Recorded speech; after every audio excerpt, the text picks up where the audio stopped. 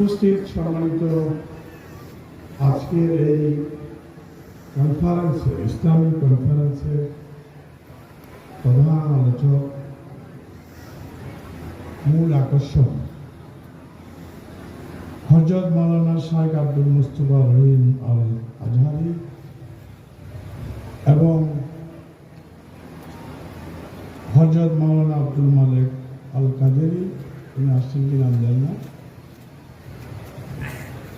এবং উপস্থিত ওলামা ইকরামগণ, উপস্থিত জেলা বিএনপির সাধারণ সম্পাদক ও অন্যান্য নেতৃবৃন্দ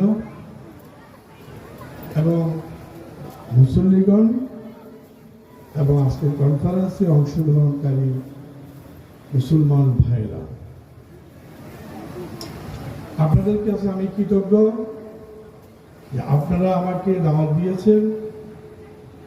এই গাওসিয়া কমিটি বাংলাদেশ খাগড়াছড়ি শাখা, জেলা শাখা আয়োজন করেছে এই কনফারেন্সে, ইসলামিক কনফারেন্সে। এই জাতীয় ইসলামিক কনফারেন্স হওয়া জরুরি।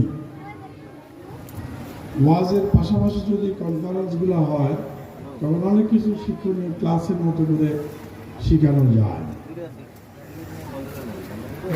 আমি গর্বিত এবং খুশি, আনন্দিত যে আপনাদেরকে আমি অনেকদিন পরে দেখতে পাচ্ছি, আপনারা আমাকে দেখতে পাচ্ছেন।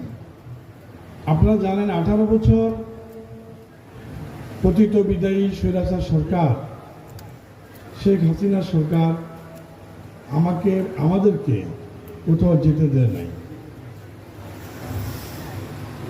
কোনো ওয়াজ তো দূরে থাক, কোনো একটি গ্রামে, কোনো একটি উপজেলাও যেতে দেয় নাই। লড়াই সংগ্রাম করে না খেয়ে খেয়ে আমরা বেঁচে ছিলাম। সেজন্য আপনাদের এই সকল মাহফিলে অনেক ইচ্ছা থাকা সত্ত্বেও, ইসলামের প্রতি আনুগত্য বিশ্বাস থাকা সত্ত্বেও বুকের হাজারে নিয়ে আমরা ওয়াজে আসতে পারি নাই, আমাদের ওয়াজে আসতে দেওয়া নাই। ইভেন কেন্দ্রীয় মসজিদ ঈদগাহ মাঠে আমরা নামাজ পড়তে পারি না, 18 বছর পারি নাই, কেন্দ্রীয় ঈদগাহ মাঠে পারি নাই। এটা আসলে কি এমন অপরাধ? এখানকার জালেম, কালেম, মেয়র, এই যে ফুজেন্দ্র এরা সবকিছু করত। মেয়র যখন হিন্দু ছিল তখনও ঈদগাহ মানে কেন্দ্রীয় ঈদগাহ মাঠে আসতে পারেনি। ডিসি অফিসে আইন শৃঙ্খলার মিটিং হয়, আমরা জনগণের একটা অংশ, সেই জনগণের অংশ আমরা কিন্তু আইন শৃঙ্খলা কমিটির মিটিংয়ে যেতে পারতাম না। ঠিক তেমনিভাবে আজকে আপনাদের এই জাতীয় ওয়াজ এবং কনফারেন্সে আসার সুযোগ হলো। কয়েকদিন আগে একটাতে গেছিলাম, আমাদের ছোট ছোট ভাইদের, যেটা রেনেসা, আজকে ইসলামী রেনেসা সম্ভবত। আজকে এখানে আসতে পেরে অনেকটা মন ভরে গেছে, বুক ভরে গেছে যে আমি ইসলামের 2টা লাইন শুনেছি। ইসলাম যারা মানে, পালন করে, ধর্ম যারা বিশ্বাস করে, ইসলাম ধর্ম, তাদের দেখতে পেয়েছি এমন একটা জলসায়, মানে এত বৃষ্টি বাদল উপেক্ষা করে মানুষ এসছে। আমি তো এই বৃষ্টি হয়েছে এখানে মানুষের ভাগ্য লাগে, তাহলে যাই লাভ কি? আমার তো যাওয়ার উদ্দেশ্য হলো মানুষের সাথে মেলামেশা করা, মানুষকে দেখা, মানুষের সাথে সাক্ষাৎ দেওয়া। তা আমার লাভ তো কিছু হইল না। বাপ তো আমি গরু খেতে পারবো, আমি যেখানে যাবো সেখানে যদি আমি 10টা বা 100টা 1000টা মানুষ না পাই, তো আমার সালামটা কাকে পৌঁছাবো? আমার মানে মানে মত বিনিময়টা কার সাথে বলবো? যাকে আল্লাহ রসুল রহমান এত বড় বৃষ্টি ঝড়টার মধ্যেও আপনারা অনেক লোক এখানে সমবেত হচ্ছেন, রাস্তায়ও আছে, সম্ভবত মসজিদের ঘরেও আছে, মসজিদের ভিতরে আছে। তো খুবই আনন্দিত হয়েছি। তো আমি আর বেশি বক্তব্য রাখবো না, আপনারা অনেকেই খাবেন, আমাদের বড় মেহমান খাবেন। ভাগে থাকলে আমি হয়তো খাবো যদি ওরা খাওয়ায়। আপনাদের কাছে আমার একটা মেসেজ আছে। মেসেজটা হলো এই, আমি তো ইসলামের কোনো শিক্ষক না, ইসলামের কোনো মাস্টার না, আমি ওলামা না, এই জন্য আমি ইসলামিক লাইনে মানে ছাত্র হইতে পারিনি।